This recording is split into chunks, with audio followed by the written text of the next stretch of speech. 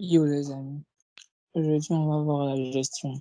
Donc c'est une partie que je n'avais pas abordée dans la première formation et comme j'ai décidé de mettre à jour la formation, j'ai continué jusqu'à la partie gestion.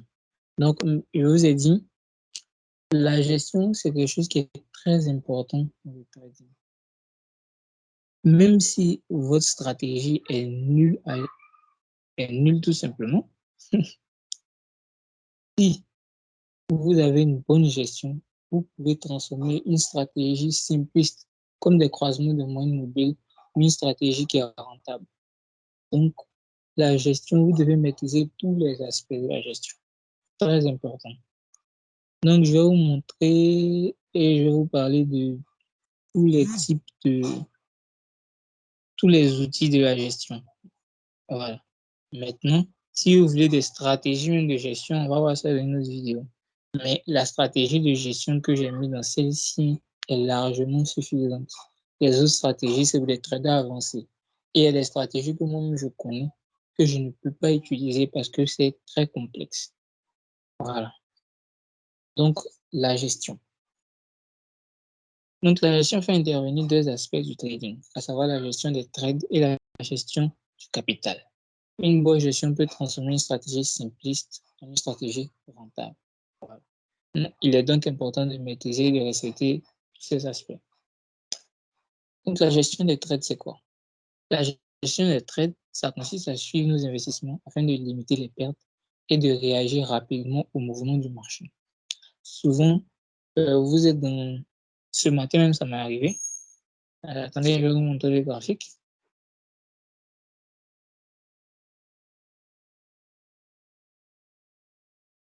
Voilà. Sur le GBP USD, ça, c'était une très mauvaise gestion de ma part, par contre.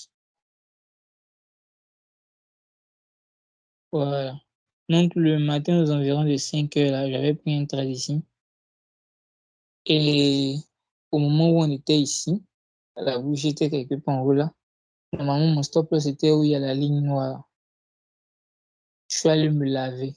Et à mon retour, on était ici. Ça, c'était une très mauvaise gestion de ma part. Donc, en gestion, il faut savoir qu'il faut rester sur ces graphiques. Et bon, ça dépend des unités de temps. Ici, j'étais dans 5 minutes. C'est normal que je sois sur mes graphiques. Voilà. Donc, ça, c'est une stratégie qu'on verra dans une prochaine vidéo. Donc, il faut être attentif au marché. Bon, pour effectuer la suivi de son trade, le trader s'appuie sur différents outils, à savoir le stop loss. Le stop loss, c'est pas quelque chose de difficile à maîtriser, c'est quelque chose de basique. En gros, vous avez la possibilité sur les marchés financiers, en particulier du trading, pas des options, de mettre un stop loss, c'est-à-dire de fixer un niveau auquel vous encaissez votre perte. Imaginez, vous avez acheté un produit qui coûte 5 000 francs et vous essayez de le revendre à un prix élevé forcément. Vous achetez un produit à 5 000 francs, vous voulez le revendre à 6 000, 7 000, etc. Mais son prix diminue jusqu'à 4 000 francs. Est-ce que vous avez décidé de le revendre ou non? Voilà. Donc, vous pouvez fixer un niveau. Vous dites, par exemple, à partir de 3 000 francs, je vends. Si j'ai perdu jusqu'à je suis arrivé à 3 000, je vends. Voilà, c'est un peu ça. Et le take profit, c'est l'inverse. En gros, vous pouvez fixer un niveau auquel vous prenez votre gain. Donc, vous dites, si le prix arrive à 7 000, je revends, c'est bon. Si ça arrive à 8 000, c'est pas mon problème. En tout cas, 7 000, je revends. Voilà. Maintenant, le break-even.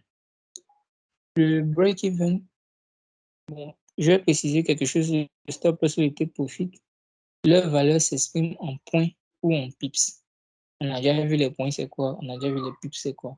Le point, c'est la différence entre le prix auquel on a investi et le prix auquel on décide de fermer. Voilà. On va voir ça plus tard. Maintenant, le break-even. Le break-even, il s'agit de sécuriser sa position. Ça, c'est un truc bon, un truc qu'on ne voit pas dans le commerce ordinaire comme ça. C'est-à-dire, vous allez déplacer votre stop loss jusqu'au prix d'ouverture si vous êtes en gain. C'est comme si vous avez acheté le produit à 5 000 francs le prix est monté jusqu'à 7 000 francs. Vous vous dites peut-être que le prix va monter encore. Mais au cas où, si ça retourne, si le prix redescend, je ne veux pas perdre. Donc, je vais mettre ma perte à 5 000 francs. C'est-à-dire, si le prix est revenu à 5 000 francs, je revends sans bénéfice, sans perte. Voilà, c'est un peu comme le seuil de rentabilité.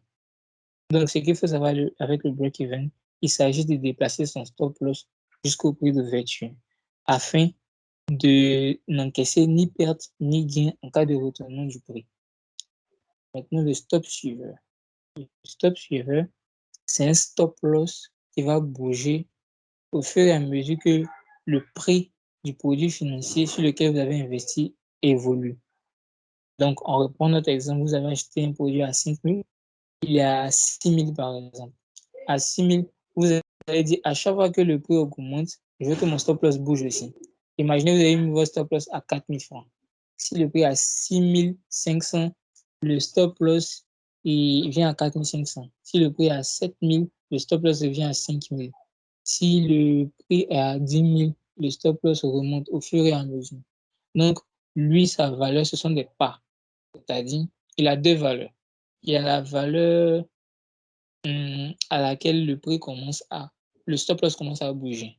Vous pouvez dire, si le prix atteint 7 000 francs, mon stop loss commence à bouger.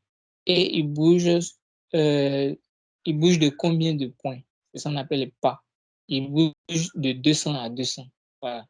De 200 francs à 200 francs. C'est un peu comme ça. Maintenant, le hedging. Le hedging, c'est une stratégie de gestion. En gros, c'est une stratégie qui permet d'augmenter le profit de son trade. Ça, ce sont les traders avancés qui utilisent ça. Pour le moment, je ne vous conseille pas ça. On verra le hedging dans une vidéo complète où je vais vous montrer comment moi je hedge.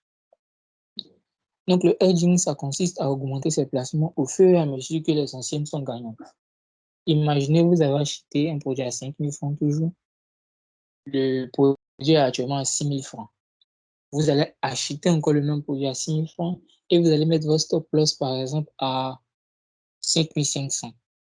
Voilà. Comme ça, si ça retombe, vous prenez le gain du premier placement et puis vous perdez juste le deuxième placement, mais tout en gardant une marge de profit en fait. On verra ça dans une vidéo complète, ceux qui veulent. Mais le hedging, c'est une stratégie vraiment puissante de gestion. Mais là, il faut vraiment être un trader avancé, pas pour les débutants. Donc, on a fini avec la gestion des trades. Il y a une autre stratégie de gestion des trades qui s'appelle la martingale. Mais c'est une stratégie tellement dangereuse que je l'ai pas mise ici. Donc, on va voir la gestion du capital. Donc, la gestion du capital permet au trader de mesurer le risque qu'il prend sur le marché. C'est très important. Les grands traders même disent que l'important, c'est de durer sur les marchés, c'est pas de gagner de l'argent. Et ça, c'est quelque chose que vous devez mettre dans vos priorités. Voilà. Donc, l'important sur les marchés, là, Choco Nachaka, comme on dit chez nous, vous allez gagner de l'argent. Mais essayez de durer le maximum possible. Parce que si vous prenez un trade comme ça et puis le seul trade à cramer votre compte, comme c'est passé avec le trade le capital qu'on avait utilisé pour la formation, hein, j'ai vu un trade à la fin, hein, je sais pas de combien de lots, ça a cramé le compte. Donc, pour pouvoir connaître le lot approprié, le risque approprié à prendre sur chaque trade. C'est un peu comme ça. Donc, elle consiste à définir en premier lieu la part du capital que nous sommes prêts à risquer sur chaque investissement. Imaginez, vous venez de déposer sur votre compte de trading 200 dollars. Vous allez dire, par trade, c'est-à-dire par investissement, je veux seulement risquer 2% de mon capital.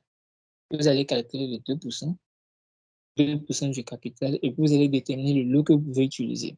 J'ai mis la formule ici, on verra ça. Donc, il est en général recommandé d'investir au maximum un risque d'environ 1 à 5% de son capital sur chaque placement. C'est-à-dire, si vous avez trop risqué là, 5%. 5% est ce qui est recommandé. Les grands traders même recommandent seulement 2%. Maintenant, si vous voulez faire plusieurs trades par jour, c'est 10% maximum pour tous les trades. Ensuite, de calculer le lot. Déjà vu le lot, c'est quoi? Le lot, c'est, disons, les unités qui vont nous permettre de prendre des trades plus élevés que ce que notre capital nous permet. Donc, il s'agira de calculer le lot que notre capital et notre effet de levier nous permettent d'utiliser en fonction du stop loss que nous avons choisi. Ça, c'est très important.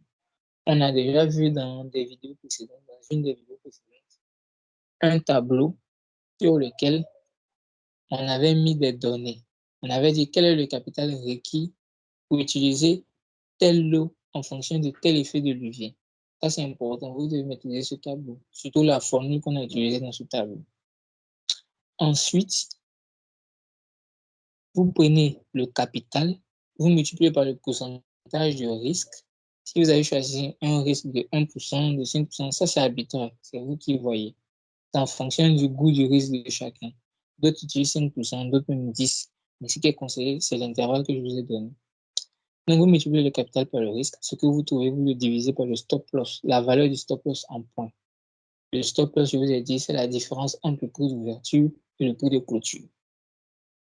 Voilà. Donc, le capital, pour ceux qui savent pas, c'est ce qu'on appelle la balance dans le jargon du trading. C'est-à-dire, c'est le montant qui est affiché sur votre compte de trading. Donc, c'est ici que se termine la vidéo sur la gestion. Ça, c'est la gestion, disons, simplex, implicite, disons, simple, disons. Voilà, on va faire simple. Mais la gestion, c'est quelque chose qui se pratique et c'est quelque chose qui se respecte. Il ne faut pas aller sur le marché financier sans avoir même la notion de gestion. Et pour ça, j'ai tenu à faire cette vidéo avant qu'on commence à créer un autre capital et puis trader parce que j'ai vu qu'on ne maîtrisait pas la gestion. Donc voilà, la gestion du capital, nous avons fini.